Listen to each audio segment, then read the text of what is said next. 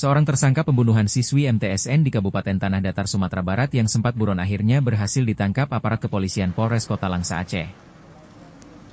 Tersangka ditangkap di salah satu rumah warga di Desa Tengoh, Kota Langsa pada Senin malam. Petugas Polsek Langsa Barat menangkap Noval Julianto, tersangka pembunuhan siswi Madrasah Sanawiyah di Kabupaten Tanah Datar, Sumatera Barat yang sebelumnya masuk dalam daftar pencarian orang, DPO. Diduga, tersangka merupakan pelaku pembunuhan seorang siswi Madrasah Sanawiyah yang ditemukan tewas dalam karung di Tabek Bunta, Nagari Sungai Tarap, Kabupaten Tanah Datar, Sumatera Barat, pada Rabu, 19 Februari lalu.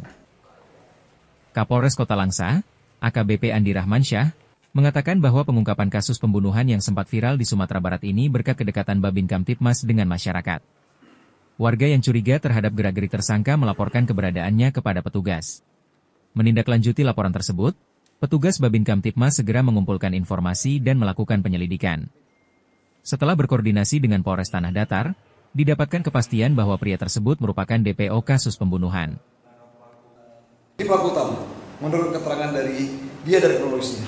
Pembunuhan siswi MSen yang terjadi, yang ditemukan mayat dalam siswi MSen dalam karung pada tanggal 19 Februari 2025 pukul 8.20 di pinggir jalan Ladang Koto, Jorong, Sunagai Tarap, Nagari Sunaga Tarap, Kecamatan Sungai Tarap, Kabupaten Tanah Datar.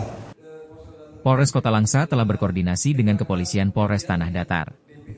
Saat ini, pihaknya tengah menunggu kedatangan petugas dari Polres Tanah Datar untuk menjemput tersangka guna penyelidikan lebih lanjut.